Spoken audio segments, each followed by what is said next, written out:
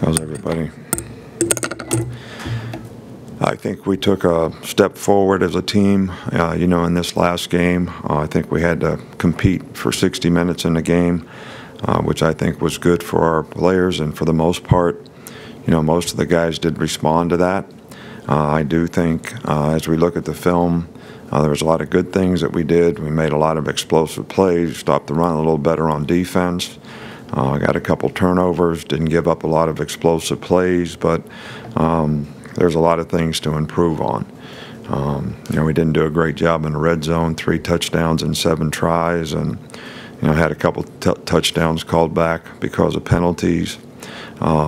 So these are all things that paying attention to detail, doing the little things right, which is the way you have to practice every day to challenge yourself, so that we can get better and be more prepared to face the challenges that we have in the future. This game obviously coming up this week is a rivalry game, and it's a big game and a special game to a lot of folks here in Alabama, and certainly is to our team and our players. And Jeremy's doing a really good job with their team. They're playing with a lot of discipline. They've got a lot of toughness, and they've made a tremendous amount of improvement, and I think played an outstanding game last week against Auburn. You got the players of the week from this game, and I think that from an injury standpoint, Smitty's probably the guy that's probably most questionable. You never know how hamstring injuries are going to sort of respond and how fast guys will be able to recover, but at his position probably have to be pretty full speed to be able to play, so we'll have to play that one day to day. And I'm not making any accusations because I don't think it's anybody here, but we have an outstanding medical staff here. We do MRIs on players. We know exactly what's wrong with them. We've never, ever, has our medical staff put a player at any kind of risk relative to playing. I don't think it's good for people to make speculations about what injury a player has when we have probably as good a medical staff as anybody in the country when it comes to Dr. Kane, Dr. Andrews, their whole team of people. So I don't think it's fair to the player or the program or our medical staff for people to speculate on what people's injuries really are. But as I mentioned, Tennessee's playing really, really well and has made a lot of improvement. I think the quarterback has been a big part of that. He played really, really well last week. He's completing like 65% of his passes, for the year. Their skill guys outside have made a lot of big plays. They're big guys. They get 50-50 balls, and that's going to be a real key for us defensively.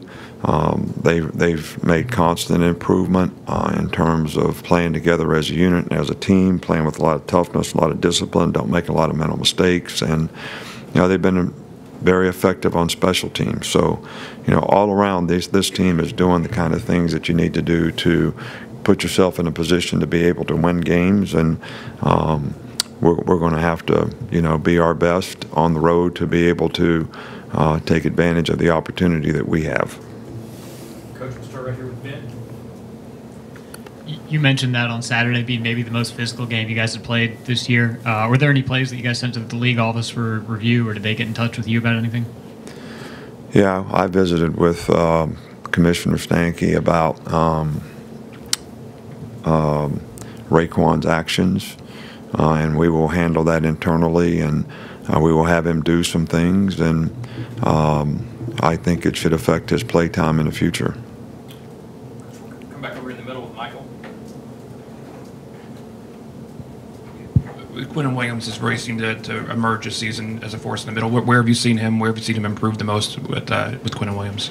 Well, Quinton, played well for us last year. He just didn't play all the time, and he's got great initial quickness. He's a very smart player. He's always well prepared, really practices well every day, and for his size, he's got really good power to go with his initial quickness. He's a good pass rusher, so he has probably improved more and played with the most consistency of anybody that we have on defense.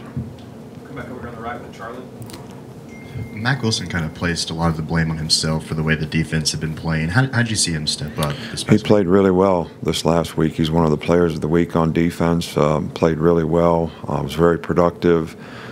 Did a better job of making adjustments in the game with the front.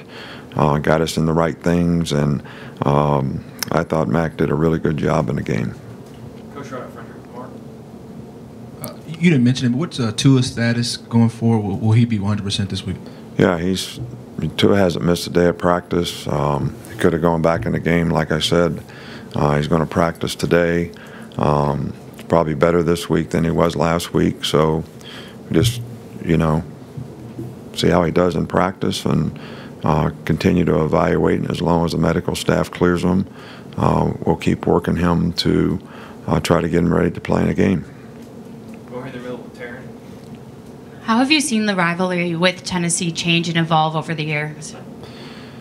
I haven't seen it change at all. I mean, to me, it's a big game, and it doesn't matter what happened last year or 10 years ago. It's what's going to happen this week. It's the most important thing, and how our players look at that and respond to the challenge. This is a confident team now. They just had a big win. So, we're going to have to, be at our best and take advantage of every opportunity that we have to be able to be successful in the game. So, in my mind, it hadn't changed at all. This is the most important Tennessee-Alabama game ever played because it's the one we're playing now. All right? Most important game we're playing this season because it's the one we're playing now. So it is what it is. Coach, we'll go up front with Chris Walsh. Your thoughts on the secondary after watching the game film? I thought the guys did a good job. They played together, communicated better.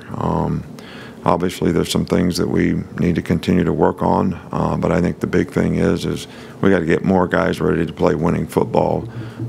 So, that's a real key to the drill based on the depth that we have right now, that more guys are willing to step up and prepare and be ready to play so that, we can continue to play at a competitive level on the back end.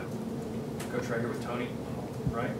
You've mentioned Shaheem Carter's versatility in the past. How much more comfortable is he with both of his roles now than, per se, at the beginning of the season? Well, he only has one role now because Trayvon got hurt, so he's playing the same thing all the time.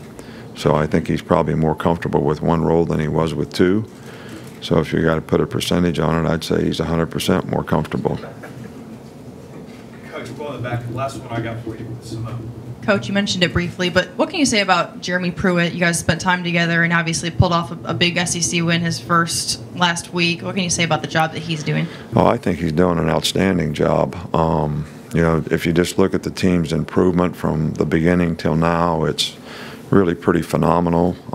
Team plays with great discipline, lots of toughness, give great effort, all the intangible things that you have a chance to affect as a coach. And they're extremely well coached. Create a lot of problems for you with what they're doing on offense, and their defense is sound and solid in everything that they do, and the players give great effort on special teams. So this is as well coached a team as we played all year long, and you got to give a lot of credit to Jeremy and his staff for what they've been able to do there in a short period of time. Okay, Coach, looks like that's all we got.